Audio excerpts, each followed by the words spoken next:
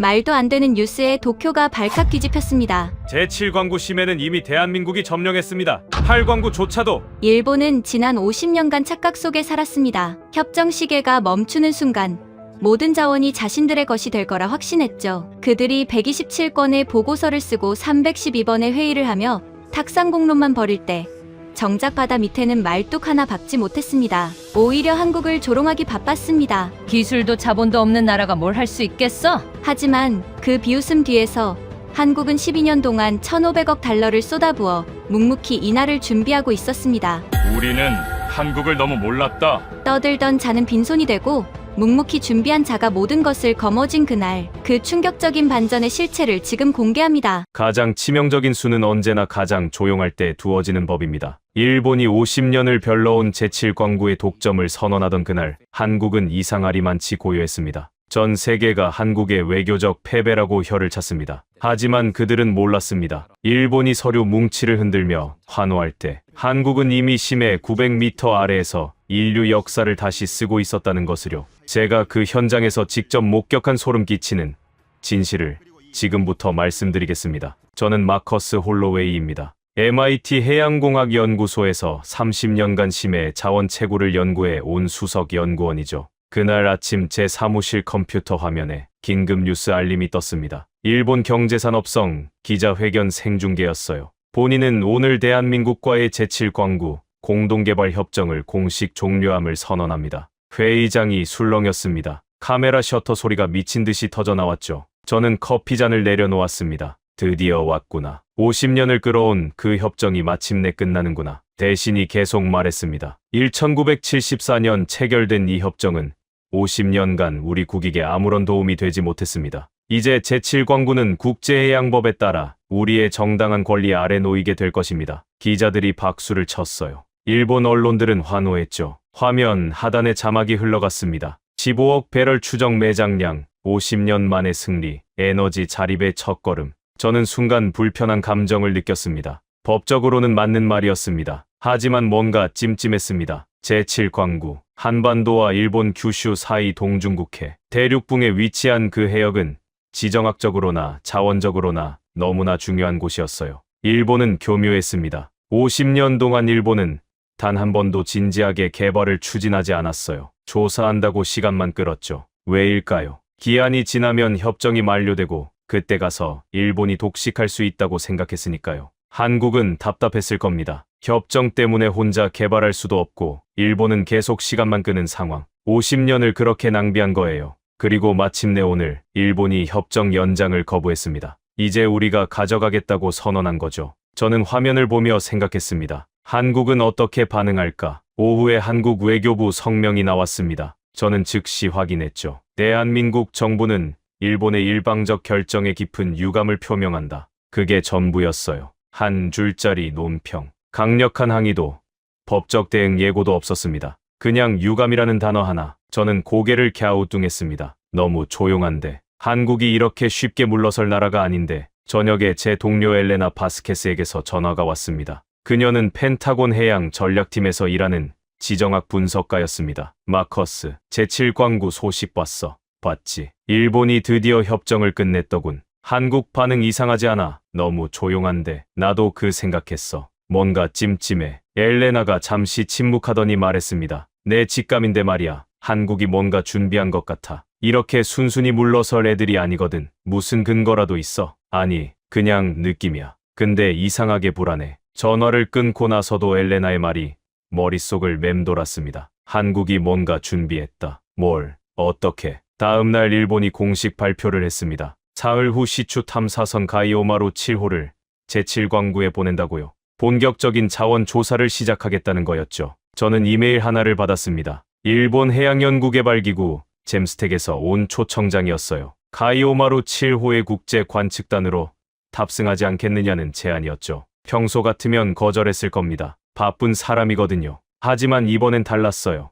엘레나의 말이 계속 신경 쓰였고 뭔가 직접 확인하고 싶었습니다. 이틀 후 저는 나가사키항에서 가이오마루 7호에 승선했습니다. 길이 100m가 넘는 최신형 선박이었죠. 선장이 저를 맞이했습니다. 홀로웨이 박사님 환영합니다. 역사적인 순간에 함께 하시게 되어 영광입니다. 저는 선실의 짐을 풀고 브리지로 올라갔습니다. 일본 기술진들이 모니터 앞에 앉아 분주히 움직이고 있었죠. 한 엔지니어가 자랑스럽게 말했습니다. 우리 ROV는 수심 1,000m까지 잠수 가능합니다. 제7광구 해저를 완벽하게 탐사할 수 있죠. 저는 고개를 끄덕였습니다. 기술적으로는 충분했어요. 문제는 기술이 아니었습니다. 배가 항구를 떠났습니다. 제7광구까지는 약 12시간 거리였어요. 저는 갑판에 서서 바다를 바라봤습니다. 수평선 너머 어딘가에 한국이 있었어요. 그들은 지금 무엇을 하고 있을까? 정말 그냥 포기한 걸까? 새벽 4시쯤 저는 잠이 오지 않아 브리지로 올라갔습니다. 레이더 화면을 바라봤죠. 주변에 다른 선박은 보이지 않았어요. 고요한 바다였습니다. 하지만 그 고요함이 오히려 더 불안하게 만들었습니다.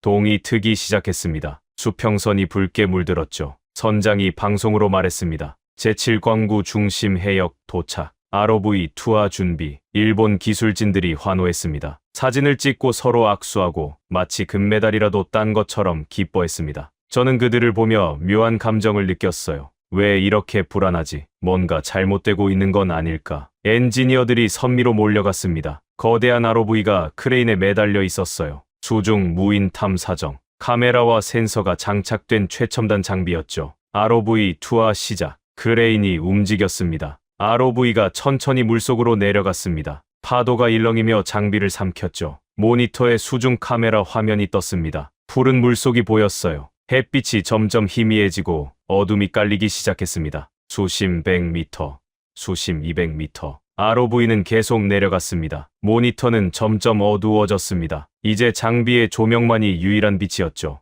수심 500m. 엔지니어들이 긴장한 표정으로 화면을 응시했습니다. 저도 숨을 죽이고 지켜봤어요. 수심 700m, 800m. 거의 다 왔습니다. 제7광구 해저는 평균 900m 깊이였어요. 수심 890m. 해저 접근 중. 모니터 속 어둠이 계속되었습니다. 아무것도 보이지 않았어요. 그저 칠흑 같은 암흑뿐. 그런데 그때였습니다. ROV의 조명이 뭔가를 비췄습니다. 처음엔 흐릿했습니다. 모래인 줄 알았어요. 하지만 카메라가 초점을 맞추자 선명해졌죠. 그건 모래가 아니었습니다. 금속이었어요. 거대한 금속 구조물이 해저에 박혀 있었습니다. 이 전체가 얼어붙었습니다. 아무도 말하지 않았습니다. 모두가 화면만 뚫어져라 응시했죠. ROV가 천천히 이동했습니다. 조명이 더 넓은 범위를 비췄어요. 그리고 우리는 봤습니다. 굵기가 1m는 되어 보이는 거대한 파이프가 해저를 가로지르고 있었습니다. 한두 개가 아니었어요. 수십 개가 거미줄처럼 연결돼 있었죠. LED 조명이 빛나고 있었습니다. 파란색,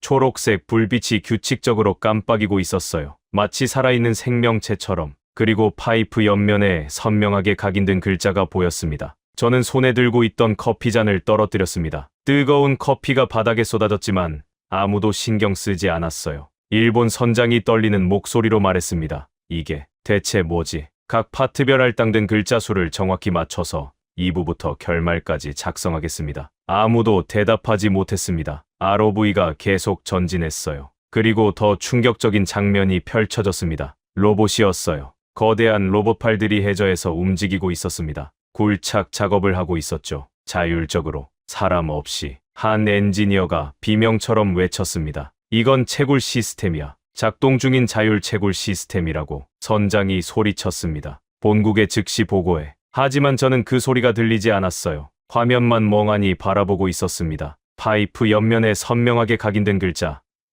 HDHI 코리아. 현대중공업이었습니다. 한국이었어요. 한국이 이미 여기 있었습니다. 해저 900m 암흑 속에서 10년 동안 아무도 모르게 거대한 무인 채굴 시스템을 구축하고 작동시키고 있었던 겁니다. 제 머릿속이 하얗게 변했습니다. 엘레나가 맞았어요. 한국은 뭔가 준비하고 있었습니다. 아니, 준비가 아니었어요. 이미 끝내놓고 있었던 거죠. 일본이 50년 동안 종이 위에서 계획만 세우고 있을 때 한국은 해저에서 조용히 실행하고 있었습니다. 그리고 협정이 끝나는 바로 그 순간 한국은 전 세계에 선언한 겁니다. 법은 끝났지만 시설은 우리 거라고. 종이는 타버려도 강철은 남는다고. 저는 그때 깨달았습니다. 이건 단순한 자원 분쟁이 아니라는 걸. 이건 완전히 새로운 게임의 시작이라는 걸. 그리고 한국은 이미 10년 앞서 있었습니다. 브리지는 완전히 패닉 상태였습니다. 일본 선장이 위성 전화를 들고 도쿄에 보고하고 있었어요. 그의 목소리는 떨리고 있었죠. 네,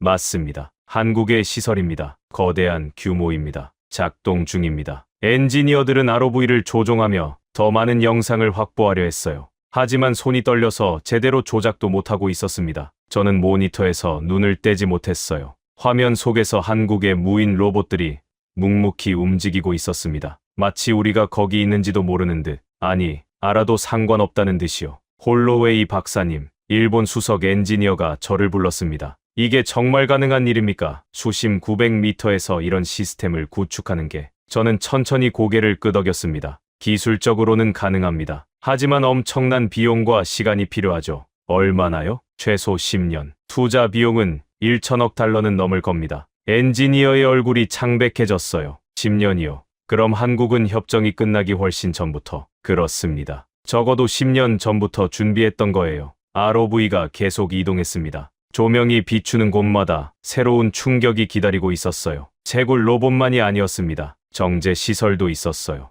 해저에서 뽑아 올린 원유를 1차 처리하는 플랜트였죠. 그리고 그 옆에는 저장 탱크들이 줄지어 서 있었습니다. 이건 단순한 탐사 장비가 아니야. 제가 중얼거렸어요. 이건 완벽한 생산 시스템이에요. 지금 당장이라도 상업 생산을 시작할 수 있는 수준입니다. 선장이 위성 전화를 내려놓고 저를 바라봤습니다. 도쿄에서 긴급 지시가 왔습니다. 시설의 규모와 성능을 최대한 파악하라고요. 저는 ROV 조종석으로 다가갔습니다. 파이프라인을 따라가 봅시다. 어디로 연결되는지 확인해야 합니다. ROV가 방향을 틀었어요. 거대한 파이프를 따라 천천히 이동했습니다. 파이프는 끝없이 이어졌습니다. 100m, 200m, 500m. 계속 뻗어나가고 있었어요. 그리고 우리는 발견했습니다. 중앙 허브였어요. 모든 파이프라인이 모이는 거대한 구조물이었습니다. 마치 거미의 몸통처럼 사방으로 파이프가 뻗어나가 있었죠. 그 중심에는 컨트롤 유닛이 있었습니다. 수많은 센서와 카메라가 달려 있었고 LED 화면에 데이터가 흐르고 있었어요. 한 엔지니어가 숨을 들이켰습니다. 저건 제어 시스템이야.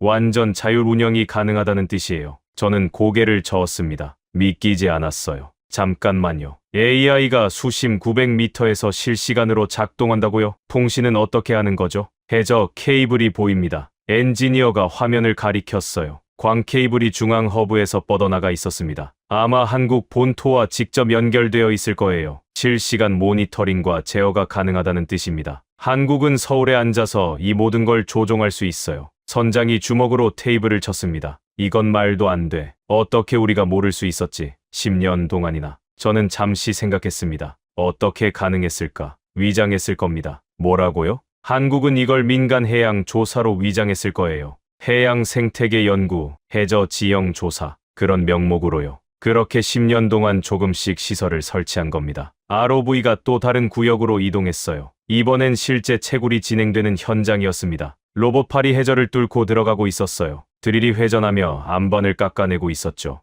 그리고 뽑아 올려진 원유가 파이프를 통해 빨려 들어가고 있었습니다. 지금 채굴 중이에요. 엔지니어가 떨리는 목소리로 말했습니다. 지금 이 순간에도 석유를 뽑아 올리고 있어요. 저는 계산기를 꺼냈습니다. 파이프 직경과 유속을 어림잡아 계산했어요. 시간당 약 50배럴 정도로 추정됩니다. 하루면 1200배럴, 한 달이면 36,000배럴이에요. 엔지니어가 비명을 질렀습니다. 1년이면 40만 배럴이 넘잖아요. 벌써 얼마나 뽑아간 거예요? 저는 시설의 노후도를 살펴봤습니다. 파이프 표면에 해양 생물이 약간 붙어 있었어요. 최소 5년은 가동한 것 같습니다. 어쩌면 그 이상일 수도 있고요. 5년이면 250만 배럴이 넘는다는 거잖아요. 보수적으로 잡아도 그 정도는 될 겁니다. 선장이 머리를 감싸 쥐었습니다. 우리가 협정 때문에 못 건드리고 있을 때 한국은 이미 250만 배럴을 가져간 거잖아요. 저는 아무 말도 할 수 없었습니다. 사실이었으니까요. 갑자기 알람이 울렸습니다. 뭐지? 엔지니어가 모니터를 확인했어요. ROV 배터리가 떨어지고 있습니다. 수면으로 회수해야 해요. 선장이 한숨을 쉬었습니다.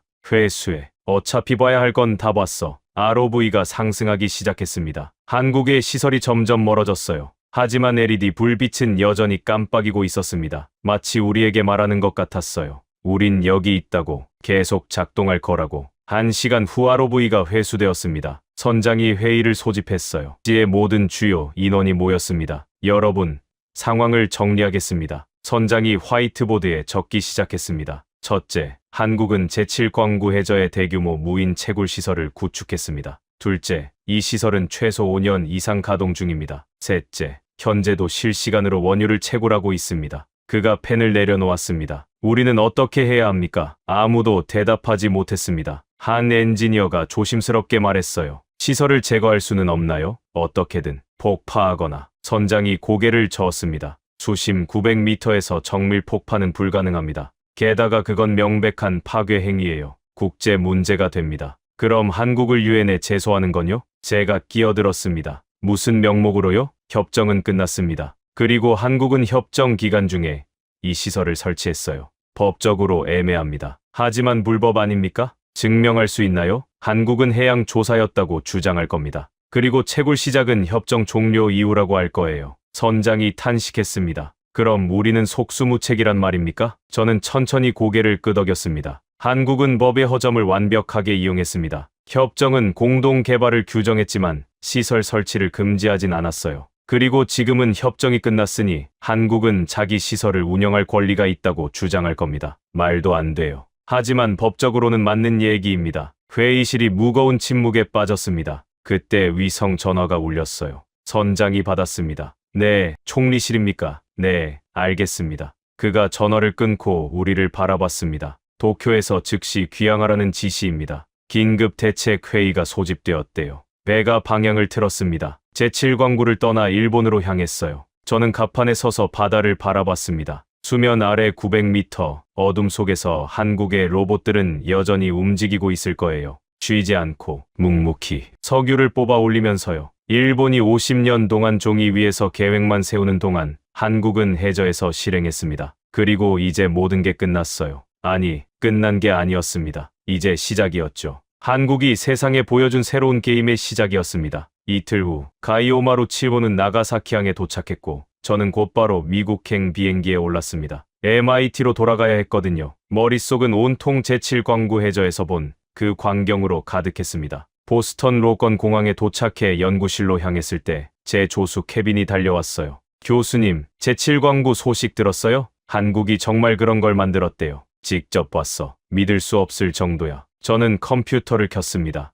해야 할 일이 있었어요. 한국이 어떻게 이걸 했는지 추적하는 거였죠. 하지만 그 전에 확인해야 할 게 있었습니다. 저는 뉴스를 검색했어요. 한국 정부의 공식 반응이 나왔더군요. 한국산업통상자원부 공식 성명 발표. 저는 클릭했어요. 제7광구 해저 시설은 대한민국이 합법적으로 설치하고 운영하는 자산입니다. 협정 종료 이후 우리는 정당한 권리를 행사할 것입니다. 일본 정부와의 대화는 열려 있으나 시설 철거는 논의 대상이 아닙니다. 케빈이 휘파람을 불었습니다. 강경하네요. 당연하지. 한국은 10년을 준비했어. 물러설 이유가 없어. 저는 성명을 다시 읽었습니다. 문구 하나하나가 계산되어 있었어요. 합법적으로, 정당한 권리. 대화는 열려 있으나 모든 단어가 법적 방어와 동시에 협상 카드였죠. 교수님, 한국이 이기는 건가요? 저는 천천히 고개를 끄덕였습니다. 이미 이겼어. 시설은 거기 있고 작동하고 있고 법적으로는 문제 없어. 게임은 끝났어. 그럼 일본은 무릎 꿇어야지. 다른 방법이 없어. 며칠 후 뉴스가 터졌습니다. 일본 경제산업 대신 서울 방문. 한국 산업부 장관과 긴급 회담. 저는 뉴스를 보며 씁쓸하게 웃었어요. 50년 전엔 한국이 일본한테 고개를 숙였을 겁니다. 하지만 지금은 반대였죠. 일본 대신이 서울에 가서 부탁하는 거예요. 제발 우리한테도 석유 좀 나눠달라고. 그리고 일주일간의 치열한 협상 끝에 마침내 합의가 발표됐습니다. 한국 주도의 새로운 협력 체제였죠. 하지만 그건 나중 이야기고 저는 먼저 한국이 어떻게 이 모든 걸 준비했는지 파헤쳐야 했습니다. 저는 엘레나에게 전화를 걸었습니다. 엘레나, 내 직감이 맞았어. 뭘 봤어? 상상 이상이야. 완전 자율 시스템이더라고. 한국은 10년 전부터 준비하고 있었어. 어떻게 가능했지? 위성 감시도 있고 정보기관들도 있는데 그게 내가 알아내려는 거야. 어떻게 10년 동안 이 거대한 프로젝트를 숨길 수 있었는지. 엘레나가 잠시 침묵하더니 말했습니다. 내가 펜타곤 자료 좀 뒤져볼게. 뭔가 나오면 연락할게. 고마워. 전화를 끊고 저는 위성 사진 데이터베이스에 접속했습니다.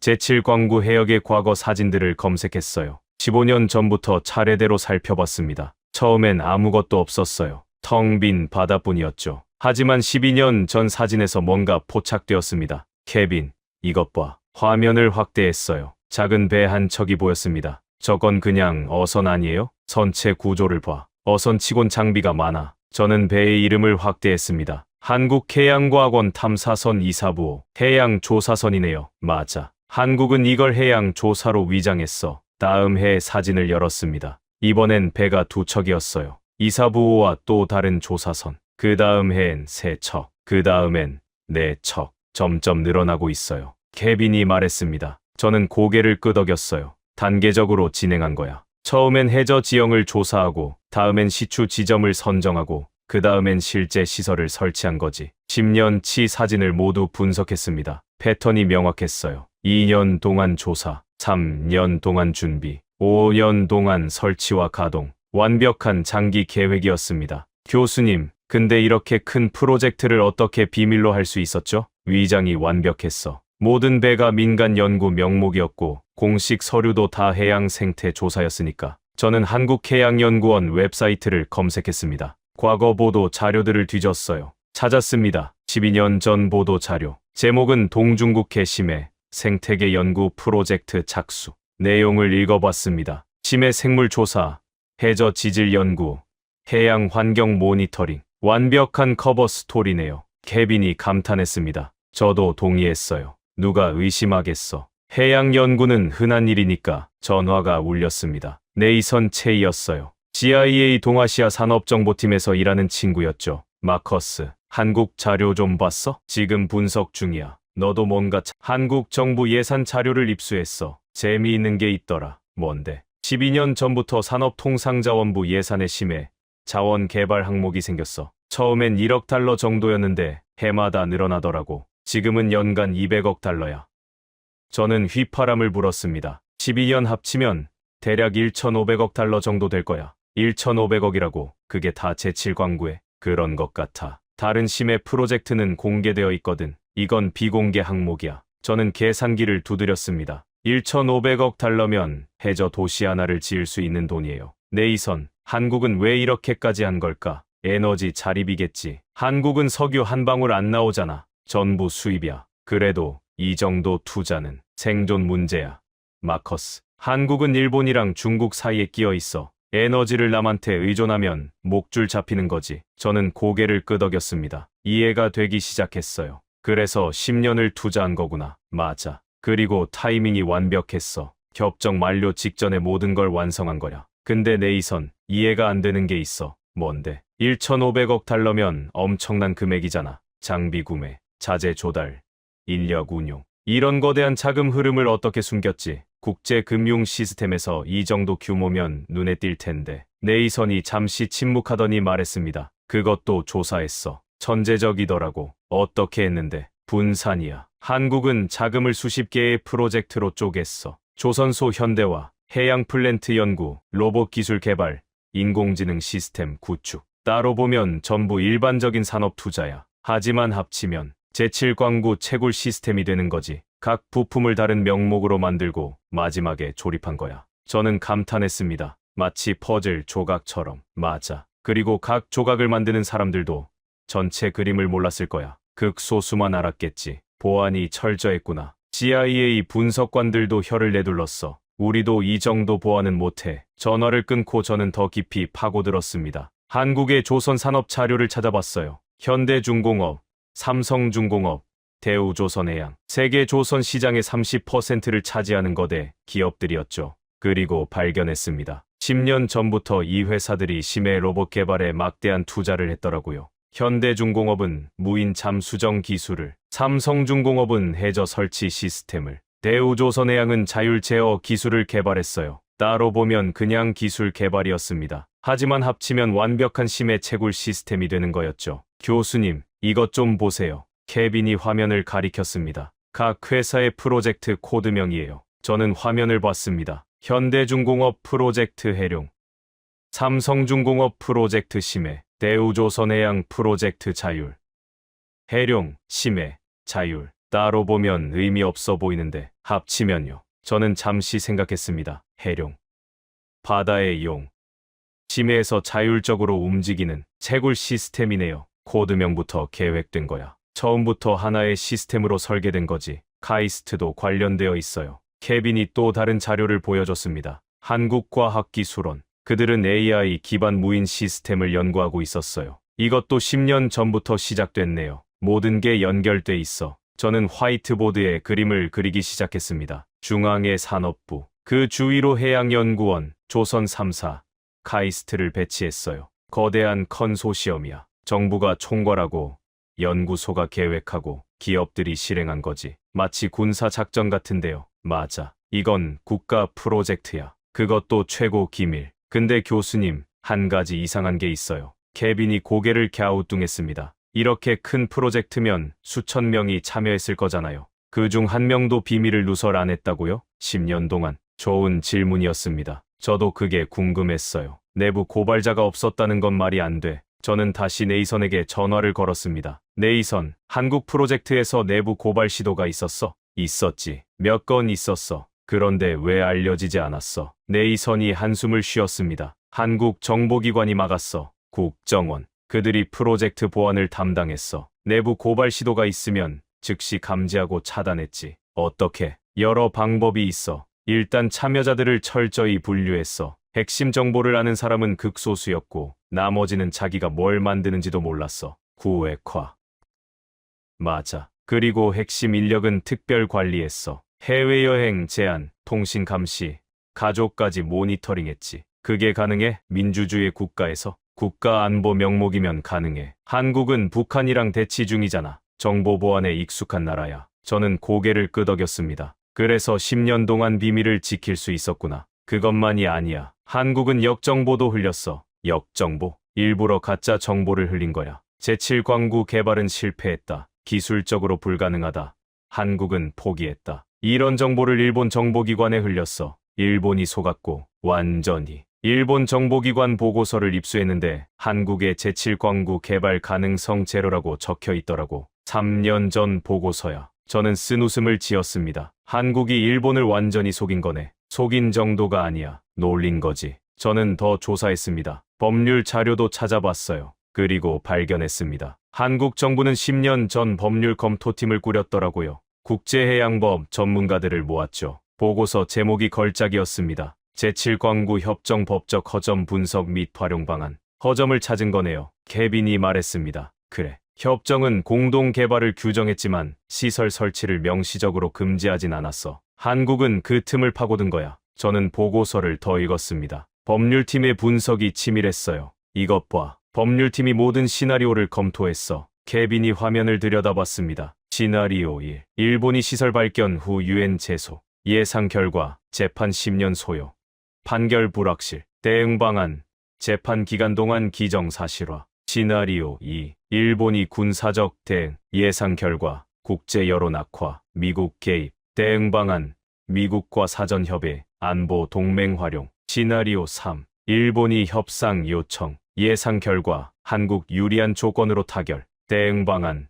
최대한 유리한 조건 관철. 모든 경우의 수를 계산한 거네요. 그리고 모든 시나리오에서 한국이 이겨. 저는 보고서의 결론 부분을 읽었습니다. 결론. 시설 설치 완료 시점에서 한국의 협상력은 절대적이다. 일본은 선택지가 없다. 우리 조건을 수용하거나 아무것도 얻지 못하거나. 케빈이 휘파람을 불었습니다. 10년 전에 이미 결과를 알고 있었네요. 법률, 외교, 기술, 정보. 모든 분야에서 완벽하게 준비한 거야. 저는 보고서의 핵심 전략을 정리했습니다. 1단계. 합법적 조사로 위장하여 해저 정보 수집. 2단계. 협정 위반이 아닌 범위에서 시설 단계적 설치. 3단계. 협정 만료 즉시 가동 개시. 완벽한 계획이에요. 10년을 준비한 거야. 법적으로 문제없게. 저는 의자에 기대앉았습니다. 머리가 복잡했어요. 한국은 단순히 기술만 개발한 게 아니었습니다. 법률, 외교, 기술, 경제, 정보. 모든 측면을 고려한 완벽한 전략을 세운 거였죠. 그리고 10년 동안 한치의 오차 없이 실행했어요.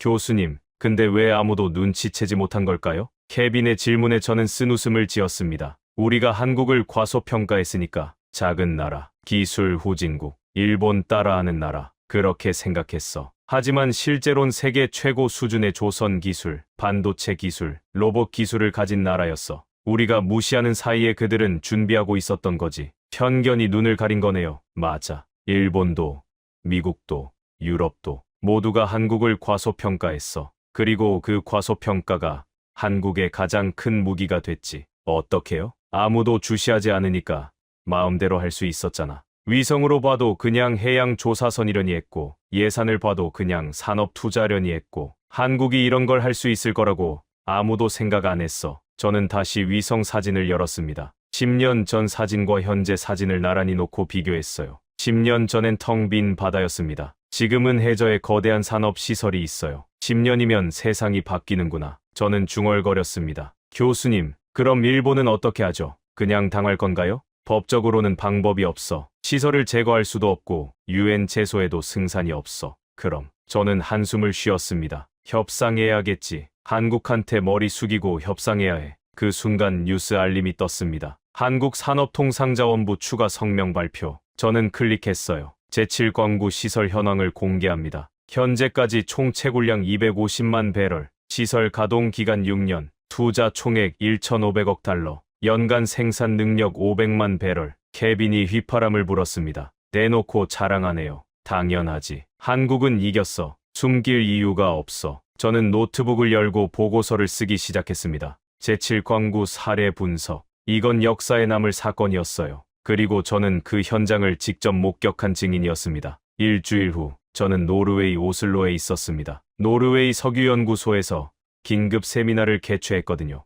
주제는 한국의 제7광구 프로젝트 기술 분석이었어요. 전 세계에서 심해 채굴 전문가들이 모였습니다. 미국, 영국, 노르웨이, 네덜란드, 브라질. 모두가 한국이 뭘 했는지 알고 싶어 했죠. 헬릭 린드스트롬 소장이 저를 맞이했습니다. 마커스, 직접 봤다면서 한국 시설을. 네, 일본 탐사선에 탑승했었어요. 어땠어? 정말 언론에 나온 것처럼 대단해? 저는 고개를 끄덕였습니다. 상상 이상이었어요. 완전 자율 시스템이더라고요. 세미나실로 들어갔습니다. 100명 넘는 전문가들이 자리를 채우고 있었어요. 헬릭이 발표를 시작했습니다. 여러분, 우리는 역사적 순간을 목격하고 있습니다. 한국이 심해 채굴의 새로운 표준을 만들었어요. 화면에 제7광구 시설 사진이 떴습니다. 일본이 공개한 ROV 영상 캡처였죠. 참석자들이 숨을 죽였어요. 이 시스템의 핵심은 세 가지입니다. 헬릭이 설명했습니다. 첫째, 완전 무인 자율 운영. 사람이 없어도 돌아가요.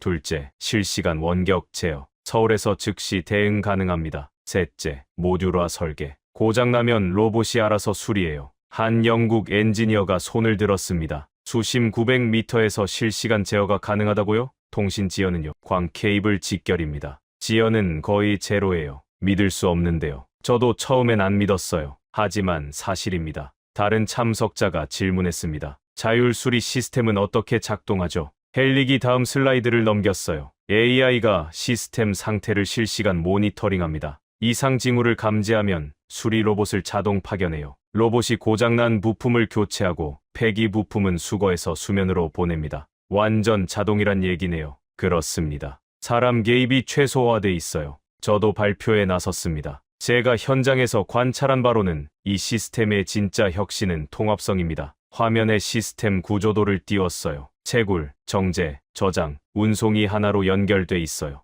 뽑아 올린 원유가 즉시 처리되고 저장되고 파이프라인으로 이송됩니다. 중간 과정이 없어요. 효율성이 높겠네요. 그렇죠. 기존 방식 대비 30% 이상 효율적일 겁니다. 브라질 엔지니어가 물었습니다. 건설 비용은 얼마나 들었을까요? 추정치로 1,200억 달러에서 1,500억 달러 사이입니다. 회의실이 술렁였어요. 그렇게나 많이요? 수심 900m에서 작업하는 건 우주 개발만큼 어렵습니다. 특수 장비, 내압 설계, 부식 방지 처리. 모든 게 돈이에요. 한국이 그 돈을 어떻게 마련했죠? 국가 프로젝트였으니까요. 10년 동안 매년 100억 달러 이상 투자한 겁니다. 헬릭이 끼어들었습니다. 중요한 건 투자 대비 수익률입니다. 제7광구 매장량이 15억 배럴이에요. 배럴당 80달러만 쳐도 1,200억 달러입니다. 투자금을 회수하네요. 게다가 한국은 이미 5년간 채굴했어요. 최소 250만 배럴은 뽑았을 겁니다. 이미 200억 달러어치를 가져간 거죠. 참석자들이 계산기를 두드렸습니다. 저는 다음 슬라이드를 넘겼어요. 하지만 진짜 가치는 기술입니다. 한국은 이 프로젝트를 통해 세계 최고 수준의 심해 채굴 기술을 확보했어요. 화면에 한국 기업들의 목록이 떴습니다. 현대중공업의 무인 잠수정, 삼성중공업의 해저 설치 시스템, 대우조선해양의 자율 제어 기술, 이 모든 게 제7광구에서 검증됐습니다. 그럼 한국이 다른 해역에도 같은 걸 할 수 있다는 건가요? 그렇죠. 기술은 이미 완성됐어요. 돈만 있으면 어디든 가능합니다. 헬릭이 심각한 표정으로 말했습니다. 노르웨이도 북해에서 비슷한 프로젝트를 검토 중입니다. 하지만 솔직히 말하면 한국 기술을 따라잡으려면 20년은 걸릴 것 같아요. 20년이요? 우리는 아직 설계 단계예요. 한국은 이미 5년 동안 실전 운영하고 있고요. 격차가 엄청납니다. 미국 펜타곤에서 온 분석가가 손을 들었습니다. 군사적 응용도 가능하겠네요. 이 기술이. 헬릭이 고개를 끄덕였어요. 당연하죠. 무인 잠수 기술은 잠수함에, 자율 시스템은 해저 감시에, 원격 제어는 수중 무기에 적용 가능합니다. 한국이 의도한 건가요? 모르죠. 하지만 부수 효과는 확실해요. 저는 마지막 슬라이드를 띄웠습니다. 결론적으로 한국은 단순히 석유를 얻은 게 아닙니다. 새로운 산업을 창출한 거예요. 심해 채굴 산업이요. 맞습니다. 그리고 그 산업의 선두 주자가 됐죠. 세미나가 끝나고 헬릭과 저는 커피를 마시며 이야기를 나눴어요. 마커스, 솔직히 어떻게 생각해? 한국의 합법성 말이야. 저는 잠시 생각했습니다. 애매해요. 협정 위반은 아니에요. 하지만 협정의 정신은 위반했죠. 정신이라고? 공동 개발이 목적이었잖아요. 근데 한국은 혼자 다 해버렸어요. 하지만 일본이 50년 동안 아무것도 안 했잖아. 그것도 맞는 말이에요. 일본이 시간을 낭비한 건 사실이니까. 헬릭이 한숨을 쉬었습니다. 결국 힘의 논리네. 기술 있는 놈이 이기는 거야. 21세기는 그런 것 같아요. 법보다 기술이 중요한 시대. 그럼 앞으로 어떻게 되겠어? 저는 창밖을 바라봤습니다. 분쟁 해역마다 비슷한 일이 벌어질 거예요. 영유권을 주장하는 대신 시설을 먼저 설치하는 거죠. 선점의 시대. 그렇죠. 누가 먼저 깃발을 꽂느냐가 아니라 누가 먼저 파이프를 박느냐가 중요해지는 거예요. 한일합의 발표 다음 날, 저는 도쿄에서 열리는 비공개 세미나에 초청받았습니다. 일본 에너지경제연구소가 주최하는 내부 회의였어요. 참석자는 정부 고위 관계자와 에너지, 기업 임원들 뿐이었죠. 저는 미국 전문가 자격으로 참석했습니다. 도쿄 로폰기의 한 호텔 회의실이었어요. 들어서는 순간 분위기가 무거웠습니다. 일본 경제산업성 차관이 먼저 발언했어요. 여러분, 우리는 패배를 인정해야 합니다. 제7광구에서 우리는 완전히 졌습니다. 회의실이 조용했어요. 아무도 반박하지 않았죠. 차관이 계속 말했습니다. 한국과의 협상 과정을 설명하겠습니다. 이 시작됐습니다. 첫 장면은 회담장 사진이었어요. 한국 산업부 장관과 일본 경제산업 대신이 마주 앉아 있었죠. 첫날, 우리는 시설 공동 운영을 제안했습니다. 한국 측 반응은? 누군가 물었어요. 거부했습니다. 시설은 한국 단독 소유라고 못 박았어요. 차관이 당시 상황을 더 자세히 설명했습니다. 우리 대신이 말했습니다. 제7광구는 양국 공동의 해역입니다. 시설도 공동으로 운영하는 게 맞지 않습니까? 한국 장관이 뭐라고 했는지 아십니까? 회의실이 숨을 죽였어요. 그가 미소를 지으며 말했습니다. 공동의 해역이라고요. 그런데 해저에 있는 건 우리 시설뿐이네요. 일본 시설은 어디 있습니까? 한 임원이 이를 갈았습니다. 건방진. 우리 대신이 반박했습니다. 협정 기간 중에 일방적으로 설치한 시설 아닙니까? 한국 장관이 서류 한 장을 꺼냈어요. 협정문 사본이었습니다. 그리고 물었죠.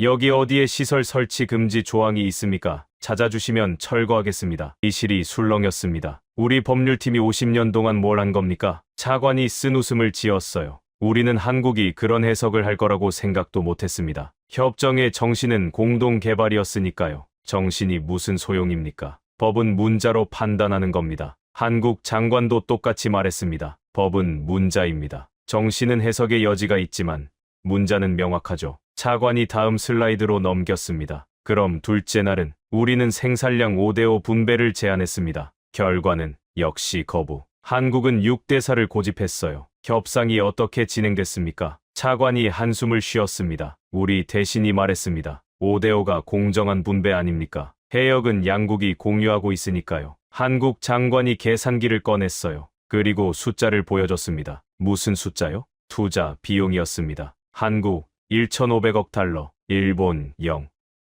그가 물었어요. 이게 5대5입니까? 5대5라면 일본도 1,500억 달러를 내셔야죠. 회의실이 무거워졌습니다. 우리 대신이 반박했습니다. 우리도 50년간 조사 비용을 지출했습니다. 한국 장관이 웃었어요. 조사요? 보고서 쓰는데 얼마나 드셨습니까? 30억 달러? 우리는 1,500억을 해저에 묻었습니다. 비교가 되십니까? 한 기업 임원이 끼어들었습니다. 왜 우리가 40%밖에 못 받죠? 제7광구는 우리 영예 아닙니까? 차관이 쓴 웃음을 지었어요. 시설이 한국 겁니다. 우리는 시설 하나 없어요. 40%도 한국이 베푼 겁니다. 그럼 우리가 시설을 만들면 10년 걸립니다. 그리고 비용이 1천억 달러 넘어요. 그 사이 한국은 계속 석유를 뽑아가고요. 차관이 협상 마지막 날 이야기를 꺼냈습니다. 셋째 날 아침, 우리 대신이 마지막 카드를 꺼냈습니다. 한국의 추가 투자에 참여하겠다고요. 시설 확장 비용의 절반을 우리가 부담하겠다고. 한국 반응은 장관이 잠시 생각하더니 말했습니다. 제안은 감사합니다. 하지만 필요 없습니다. 왜요? 자기들끼리 충분히 할 수 있대요. 그리고 이렇게 덧붙였습니다. 솔직히 말씀드릴까요? 일본이 참여하면 속도가 느려집니다. 우리는 빠르게 움직이고 싶습니다. 회의실이 얼어붙었어요. 한 임원이 벌떡 일어났습니다. 우릴 무시하는 겁니까? 차관이 고개를 저었어요. 무시가 아닙니다. 사실을 말한 거예요. 우리가 50년 동안 뭘 했습니까? 보고서만 127권 썼습니다. 회의만 312번 했고요. 한국은 그동안 시설을 지었어요. 누가 더 빠릅니까? 침묵이 흘렀습니다. 차관이 다음 슬라이드를 넘겼어요. 게다가 우리는 기술 사용료를 내야 합니다. 기술 사용료요? 연간 5억 달러씩. 뭐라고요? 한국 시설을 이용하는 대가입니다. 채굴 기술, 정제 시스템, 운송 인프라, 모두 한국 거니까요. 그 조건을 어떻게 받아들입니까? 차관이 쓴 웃음을 지었습니다. 우리 대신이 항의했습니다. 기술료까지 내라는 건 너무하지 않습니까? 한국 장관이 뭐라고 했는지 아십니까? 뭐라고요? 그가 조용히 말했습니다. 싫으시면 안 내셔도 됩니다. 대신 40%도 없습니다. 원하시는 대로 하세요. 회의실이 술렁였어요. 차관이 계속했습니다. 우리 대신이 물었습니다. 그럼 우리가 뭘 선택할 수 있습니까? 한국 장관이 손가락 2개를 펴 보였어요. 첫째, 우리 조건을 받아들이고 40%를 가져가신다. 둘째, 거부하시고 0%를 가져가신다. 선택은 일본에 있습니다. 그게 협상입니까?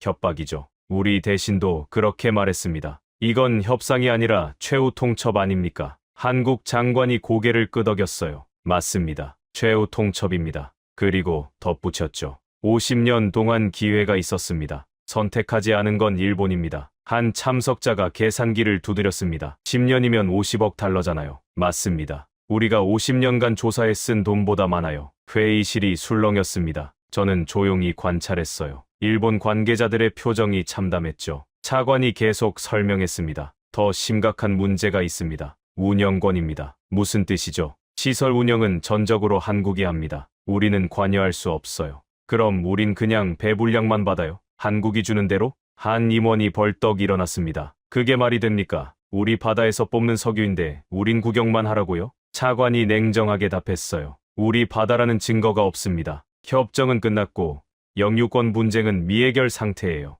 한국은 시설을 근거로 실질 지배를 주장합니다. 국제법은 애매합니다. 유엔 해양법 협약도 이런 케이스를 명확히 규정하지 않았어요. 저는 손을 들었습니다. 질문 하나 하겠습니다. 네, 홀로웨이 박사님. 일본 정부는 군사적 옵션을 검토했습니까? 회의실이 얼어붙었어요. 민감한 질문이었죠. 차관이 잠시 망설이다가 답했습니다. 검토했습니다. 하지만 실행 불가 판정이 났어요. 이유는 3가지입니다. 첫째, 기술적으로 어렵습니다. 수중시설 파괴는 잠수함이나 특수부대가 필요한데 우리 자위대 능력으로는 힘들어요. 둘째는 국제 여론입니다. 명백한 파괴 행위는 유엔 제재를 받을 수 있어요. 우리 경제가 감당 못합니다. 셋째는 차관이 목소리를 낮췄어요. 한국의 보복입니다. 이실이 무거워졌습니다. 방위성에서 시뮬레이션을 돌렸습니다. 우리가 시설을 파괴하면 한국은 어떻게 반응할까? 결론은 전면전이었습니다. 그리고 전면전에서 우리가 이길 확률은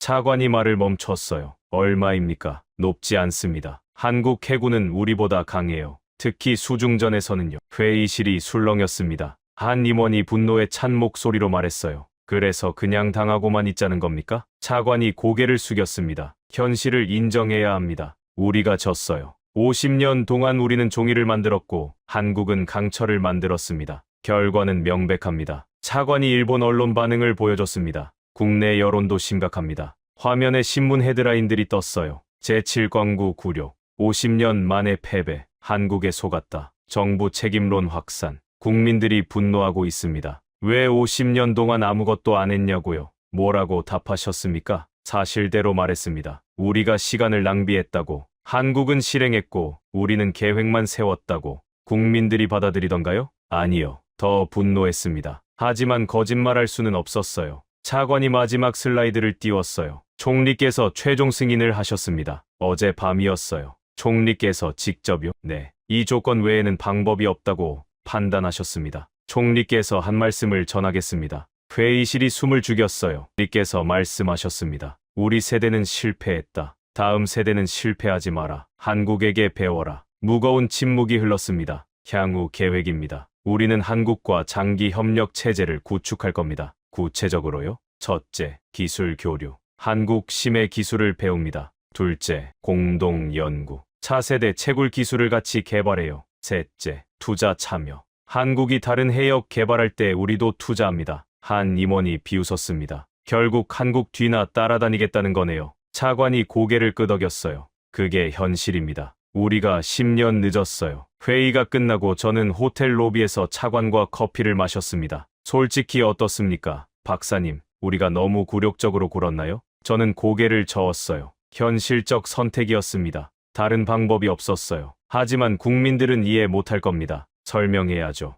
50년을 낭비한 대가라고. 차관이 쓴웃음을 지었습니다. 우리 선배들이 잘못했어요. 시간을 너무 믿었죠. 한국은 시간을 이용했고요. 그렇죠. 우린 시간이 우릴 도와줄 거라 생각했어요. 하지만 한국은 시간이 자기네 무기라는 걸 알았죠. 저는 커피를 한 모금 마셨습니다. 앞으로 어떻게 하실 건가요? 한국한테 배울 겁니다. 그들이 어떻게 했는지, 왜 성공했는지. 자존심 상하지 않습니까? 차관이 고개를 저었어요. 자존심보다 에너지가 중요합니다. 우리 국민들이 난방하고 공장이 돌아가려면 석유가 필요해요. 현실주의요. 그게 정치입니다. 차관이 창밖을 바라봤습니다. 박사님, 한국을 어떻게 생각하세요? 저는 잠시 생각했어요. 존경합니다. 존경이요. 네. 불가능해 보이는 일을 해냈으니까요. 10년 동안 비밀을 지키면서 1,500억 달러짜리 프로젝트를 완성했어요. 그것도 수심 900m 해저에서. 이건 보통 나라가 할 수 있는 일이 아닙니다. 차관이 고개를 끄덕였습니다.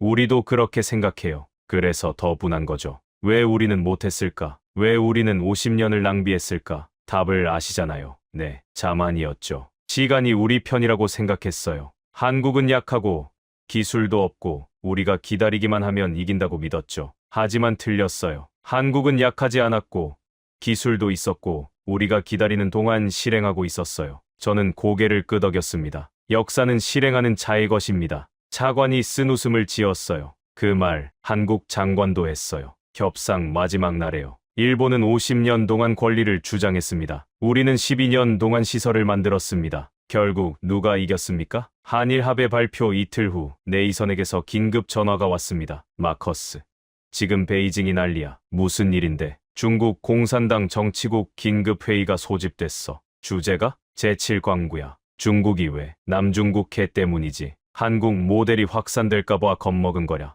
저는 자리에서 일어났습니다. 자세히 말해봐. 네이선이 설명했어요. 필리핀 대통령이 기자회견을 했어. 남중국해 분쟁에서 필리핀도 한국 방식을 검토하겠다고. 시설 선점. 그렇지. 필리핀은 이미 한국 기업들과 접촉했대. 현대중공업이랑 삼성중공업이랑. 베트남은 똑같아. 베트남도 한국 기술 도입을 추진 중이야. 저는 지도를 펼쳤습니다. 남중국해를 손가락으로 짚었어요. 중국은 남중국해를 자기 바다라고 주장하잖아. 맞아. 근데 필리핀이랑 베트남이 한국처럼 시설을 박아버리면 중국이 막을 수 없겠네. 그게 문제야. 중국은 지금까지 군사력으로 위협했어. 근데 한국 케이스를 보니까 시설만 박으면 군사력도 소용없더라는 거지. 저는 고개를 끄덕였습니다. 제7광구에서 일본이 군사 옵션을 포기한 거 중국도 알 거냐? 물론이지. 그래서 베이징이 패닉 상태야. CIA 정보는 어떻게 돼? 네이선이 목소리를 낮췄어요. 시진핑이 직접 지시를 내렸대. 남중국해 모든 분쟁 지역에 중국 시설을 즉시 설치하라고. 중국도 똑같이 하겠다는 거네.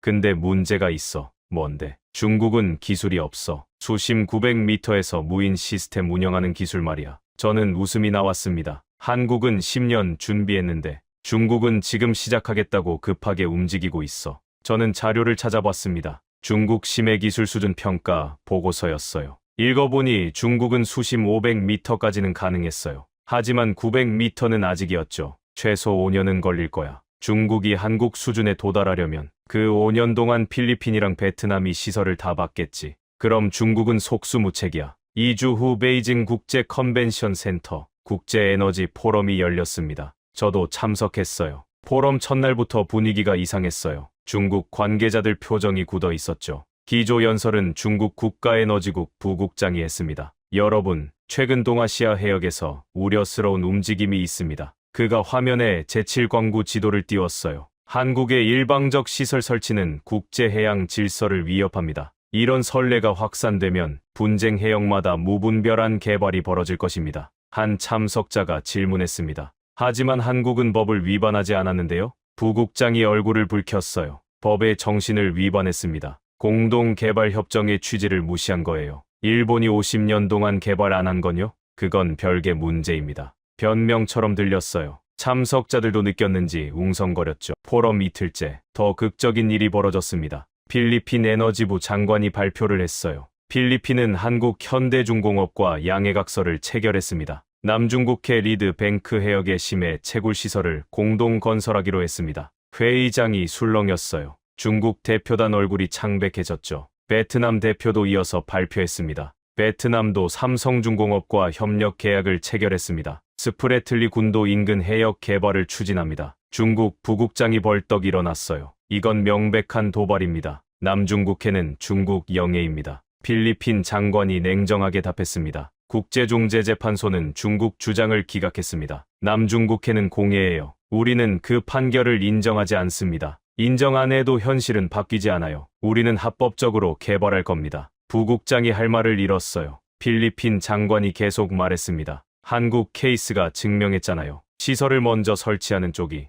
실질 지배를 하게 된다는 걸. 회의장이 조용해졌습니다. 중국은 군사력으로는 강했어요. 하지만 기술력은 한국만 못했죠. 그리고 21세기는 기술의 시대였습니다. 포럼이 끝나고 저는 네이선에게 전화했어요. 봤어? 봤지? 중국 완전히 당황했더라. 이제 어떻게 될까? 남중국해가 제7광구가 될 거야. 여기저기 시설 박히고 중국은 구경만 하고 중국이 가만히 있을까? 뭘 하겠어. 군사행동하면 국제 제재 받고 기술 개발하자니 시간 없고 결국 한국이 또 이기는 거네. 한국 기업들은 대박이지. 전 세계 분쟁 해역에 시설 팔 거야. 저는 창밖을 바라봤습니다. 베이징 하늘은 흐렸어요. 마치 중국의 앞날처럼. 한국이 판을 바꿔놓았습니다. 이제 바다는 군사력이 아니라 기술력으로 지배하는 시대가 됐어요. 그리고 그 시대의 선두에 한국이 서 있었습니다. 석 달 후 저는 이상한 이메일을 받았습니다. 발신인은 익명이었어요. 하지만 첨부 파일이 있었죠. 제목은 대한민국 에너지 자립 장기 계획이었습니다. 저는 조심스럽게 파일을 열었어요. 바이러스 검사부터 했죠. 깨끗했습니다. PDF를 열자 한국산업통상자원부 로고가 보였어요. 극비 문서였습니다. 첫 페이지를 읽는 순간 저는 숨이 멎었습니다. 이건 단순한 보고서가 아니었어요. 한국 정부의 15년 장기 전략이었죠. 목차를 봤습니다. 1단계 제7광구 선점 및 생산 개시, 2단계 동해가스전 확대 개발, 3단계 심해 희토류 채굴 착수. 저는 다음 페이지를 넘겼습니다. 1단계 세부 계획이 나왔어요. 목표 제7광구에서 연간 500만 배럴 생산, 투자액 1,500억 달러, 기간 10년, 성과 에너지 자금률 15% 달성. 케빈, 이것 봐. 저는 조수를 불렀습니다. 한국이 처음부터 계획한 거야. 케빈이 화면을 보더니 눈이 커졌어요. 이거 진짜예요? 문서 양식이 정확해. 한국 정부 공식 문서 맞아. 저는 계속 읽어 내려갔습니다. 2단계 부분을 펼쳤어요. 동해 가스전 확대 개발. 목표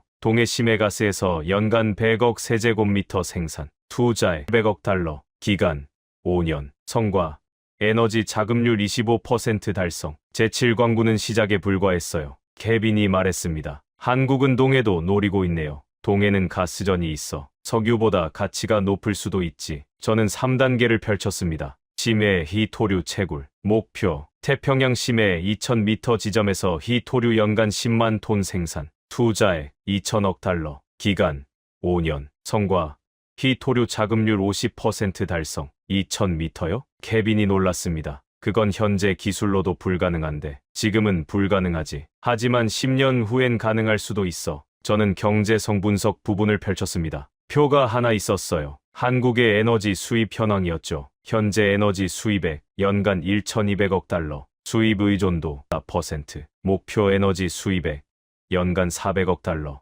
수입 의존도 40%. 15년 만에 수입을 3분의 1로 줄이겠다는 거네요. 그럼 절감액이 연간 800억 달러야. 케빈이 계산기를 두드렸습니다. 10년이면 8천억 달러예요. 총 투자액이 4,500억 달러니까 11년 만에 본전 뽑고 나머지는 순이익이지. 저는 전략적 의의 부분을 읽었습니다. 에너지 자립은 단순한 경제 문제가 아니다. 이는 국가 안보와 직결된다. 한국은 지정학적으로 일본과 중국 사이에 위치한다. 에너지 운송로가 차단되면 국가 존립이 위협받는다. 따라서 자체 에너지원 확보는 생존 전략이다. 저는 마지막 장을 펼쳤습니다. 한 문장이 적혀 있었어요. 대한민국은 에너지 주권 없이는 진정한 독립국이 될 수 없다. 우리는 스스로의 힘으로 에너지를 확보함으로써 비로소 완전한 자주 국가가 될 것이다. 저는 그 문장을 여러 번 읽었습니다. 한국의 절박함이 느껴졌어요. 작은 나라, 자원 없는 나라, 강대국에 둘러싸인 나라, 하지만 포기하지 않은 나라, 기술로 운명을 바꾸겠다는 나라. 그리고 그들은 해내고 있었습니다. 제7광구는 증명이었어요.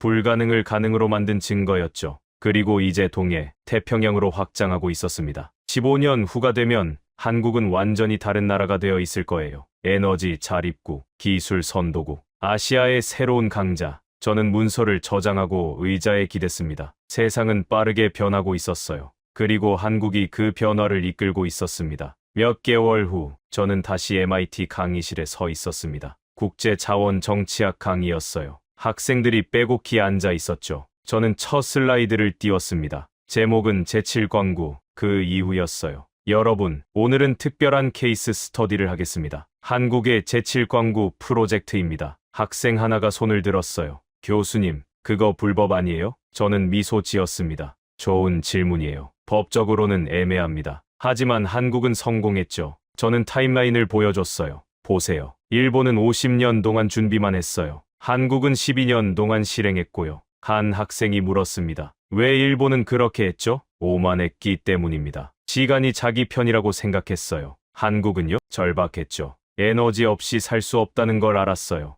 저는 마지막 슬라이드를 띄웠습니다. 여러분, 제7광구가 우리에게 가르치는 교훈이 뭘까요? 학생들이 생각하는 표정이었어요. 한 학생이 대답했습니다. 기술이 법보다 강하다. 맞아요. 하지만 그것만이 아닙니다. 다른 학생이 말했어요. 준비가 중요하다. 그것도 맞아요. 하지만 더 근본적인 게 있어요. 저는 칠판에 썼습니다. 실행이 권리를 만든다. 한국은 영유권 주장을 안 했어요. 대신 시설을 박았죠. 그리고 그 시설이 권리가 됐어요. 학생들이 고개를 끄덕였습니다. 21세기는 이런 시대예요. 종이에 적힌 권리보다 땅에 박힌 시설이 중요한 시대죠. 저는 잠시 멈췄다가 말했습니다. 제가 처음 한국을 봤을 때 과소평가했어요. 작은 나라, 별거 없을 거라고 생각했죠. 하지만 틀렸어요. 한국은 작지 않았어요. 의지가 컸고, 기술이 강했고, 실행력이 뛰어났죠. 강의가 끝나고 저는 연구실로 돌아왔습니다. 책상 위에 편지 하나가 놓여 있었어요. 한국 산업부에서 온 거였습니다. 개봉했습니다. 홀로웨이 박사님께 박사님의 객관적 분석에 감사드립니다. 저희는 박사님을 제7광구 국제자문위원으로 초청하고 싶습니다. 긍정적 검토 부탁드립니다. 저는 편지를 내려놓고 창밖을 바라봤습니다. 캠브리지 거리가 보였어요. 학생들이 오가고 차가 지나가고 평범한 일상이었죠. 하지만 세상은 평범하지 않았습니다. 한국이 바꿔놓은 세상이었어요. 저는 답장을 쓰기 시작했습니다. 초청에 감사드립니다. 수락하겠습니다. 그리고 한 문장을 추가했어요. 한국의 도전이 세계에 영감을 주기를 바랍니다. 역사는 주장하는 자가 아니라 실행하는 자의 것이었습니다. 한국이 그걸 증명했어요. 지금까지 제7광구 에너지 전쟁의 전말 어떠셨나요? 법이 아닌 기술이, 주장이 아닌 실행이 승리를 만들었습니다. 한국은 10년을 준비했고 마침내 에너지 자립의 꿈을 이뤘습니다. 50년 동안 종이 위에서 계획만 세우던 일본, 12년 동안 해저에서 묵묵히 실행한 한국, 승자는 처음부터 정해져 있었습니다. 대한민국의 기술력과 실행력이 자랑스럽다면 구독과 좋아요 부탁드립니다. 그리고 한국의 에너지, 독립 성공 스토리를 널리 알리기 위해 이 영상을 공유해주세요. 댓글로 여러분의 생각을 남겨주시면 감사하겠습니다. 다음에도 더 놀라운 대한민국의 이야기로 찾아뵙겠습니다. 감사합니다.